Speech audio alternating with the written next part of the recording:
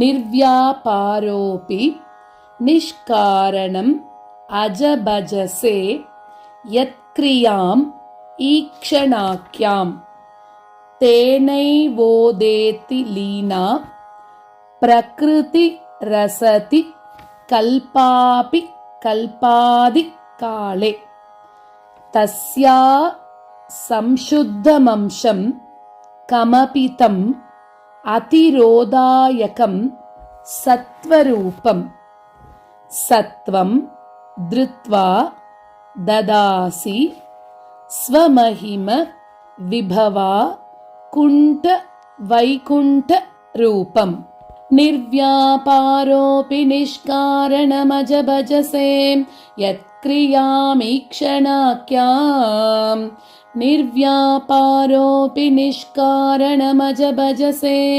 யத்க்ரியாமீக்ஷணாக்யாம் தேனைவோதேதி லீனா பிரகிருதிரசதி கல்பாபி கல்பாதி காலே தேனைவோதேதி லீனா பிரகிருதிரசதி கல்பாபி கல்பாதி காலே தஸ்யா சம்சுத்தமம்சம் கமபிதம் அதிரோதாயகம் சத்வரூபம் தஸ்யா சம்சுத்தமம்சம் கமபிதம் அதிரோதாயகம் சத்வரூபம் சத்வம் திருத்வா ததாசி ஸ்வமஹிம விபவா குண்ட வைகுண்ட ரூபம் சத்வம் திருத்வா ததாசி ஸ்வமஹிம விபவா குண்ட வைகுண்ட ரூபம் நிர்வ்யாபாரோபி நிஷ்காரணமஜபஜசே யத்க்ரியாமீக்ஷணாக்யாம் தேனைவோதேதி லீனா பிரகிருதிரசதி கல்பாபி கல்பாதி காலே தஸ்யா சம்சுத்தமம்சம் கமபிதம் அதிரோதாயகம் சத்வரூபம் சத்வம் திருத்வா ததாசி ஸ்வமஹிம விபவா குண்ட வைகுண்ட ரூபம் நிர்வ்யாபாரோபி நிஷ்காரணமஜபஜசே யத்க்ரியாமீக்ஷணாக்யாம் தேனைவோதேதி லீனா பிரகிருதிரசதி கல்பாபி கல்பாதி காலே தஸ்யா சம்சுத்தமம்சம் கமபிதம் அதிரோதாயகம் சத்வரூபம் சத்வம் திருத்வா ததாசி ஸ்வமஹிம விபவா குண்ட வைகுண்ட ரூபம்.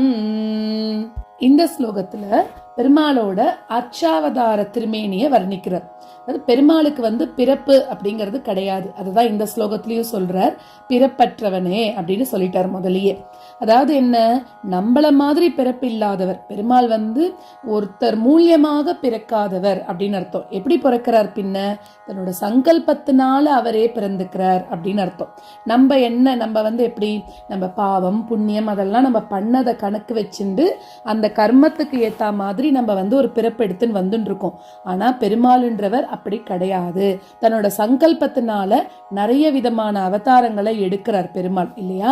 அந்த மாதிரி இன்னொன்னு என்னன்னா, பெருமாளுக்கு இப்ப நம்ம எல்லாம் ஒரு வேலை, நம்மளுக்கு இது இருக்கு, நிறைய கமிட்மெண்ட்ஸ் இருக்கு, நம்ம பண்ணிதான் ஆகணும் அப்படின்னு. ஆனா பெருமாளுக்கு அதெல்லாம் ஒண்ணுமே கிடையாது, இதை பண்ணிதான் ஆகணும்னு கிடையாது. அதே மாதிரி அவர்கிட்ட எல்லாமே இருக்கு, ஏற்கனவே நிறைய இருக்கு, அவர்கிட்ட எல்லா குணங்கள் இருக்கு, அவருக்கு தேவையான சொத்துக்கள் இருக்கு, எல்லாம் நிறைய இருக்கு. ஸோ அவருக்கு ஏதோ ஒரு பொருள் புதுசா கிடைக்கணும் அப்படிங்கிறதும் கிடையாது. நம்மளுக்கு தான் எப்படி ஏதோ ஒன்று பொருளை தேடி தேடி தேடி நம்ம தான் போயின்னு இருப்போம். ஆனா பெருமாள் அப்படி கிடையாது அப்படின்ற. அடுத்தது, ஆனா பெருமாள் என்ன பண்றார் அப்படின்னா, விளையாட்டா, அதாவது ஒரு லீலையா தான் பண்றாராம். இந்த உலகத்தை படைச்சதே லீலை தான். எப்படி படைச்சார் உலகத்தை லீலையா? ஒரு பார்வை தான் பார்த்தார். அந்த பார்வை பார்த்ததுலயே என்ன ஆயிடுதான், இந்த உலகமானது உண்டாச்சு அப்படின்னு சொல்றார். ஒரு கடைக்கண் பார்வை, அதை வீசும்போது இந்த உலகமானது உண்டாச்சாம்.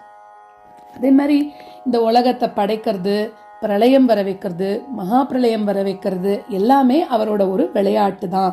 நம்ம எல்லாமே பெருமாளோட விளையாட்டு பொம்மைகள். இந்த உலகம் பெருமாளோட ஒரு விளையாடுற இடம், மைதானம் அப்படின்னு சொல்லலாம். அந்த மாதிரி தான் இருக்கு. ஸோ இது எல்லாத்தையும் அவர் என்ன பண்ணிட்டு இருக்கார், ஒரு விளையாட்டா பண்ணிட்டு இருக்காராம். இப்போ முதல்ல பெருமாள் இந்த உலகத்தை படைக்கிறார் அப்படின்னு சொன்னோம் இல்லையா? எப்படி அவர் ஒரு பார்வை வீசுறார். மூல பிரகிருதி, இந்த உலகம் உண்டாகிறதுக்கு முன்னாடி மூல பிரகிருதி அப்படின்னு ஒண்ணு இருந்தது. அது எப்படி இருந்தது? ஒரு சின்ன அணு, ஒரு குட்டி சைஸ்ல இருந்துதான்.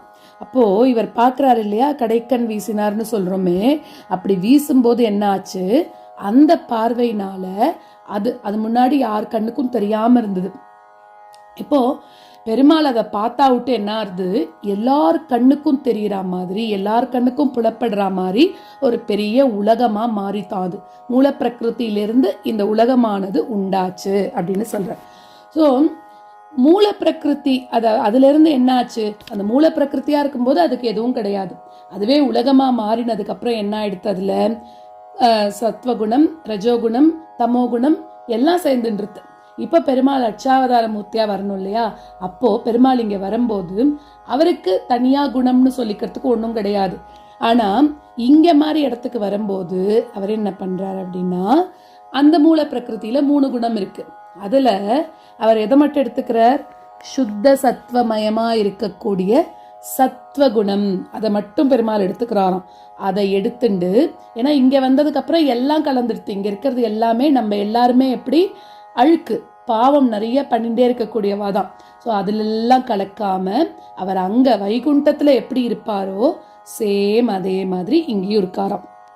அப்போ அந்த சுத்த சத்வமயமா இருக்கக்கூடிய அந்த குணத்தை எடுத்துண்டு அதையே தன்னோட திருமேனியா எடுத்துட்டாராம். அந்த திருமேனி தான், அந்த விக்கிரகம் தான் குருவாயூரப்பனாக காட்சி கொடுக்கிறது அப்படின்னு சொல்றார் 5th ஸ்லோகத்துல. निर्व्यापारोऽपि निष्कारणमज भजसे यत्क्रियामीक्षणाख्यां तेनैवोदेति लीनां प्रकृतिरसति कल्पापि कल्पादिकाले तस्या संशुद्धमंशं कमपि तम् अतिरोधायकं सत्वरूपं सत्वं धृत्वा दधासि स्वमहिम विभवा कुण्ठवैकुण्ठरूपम्.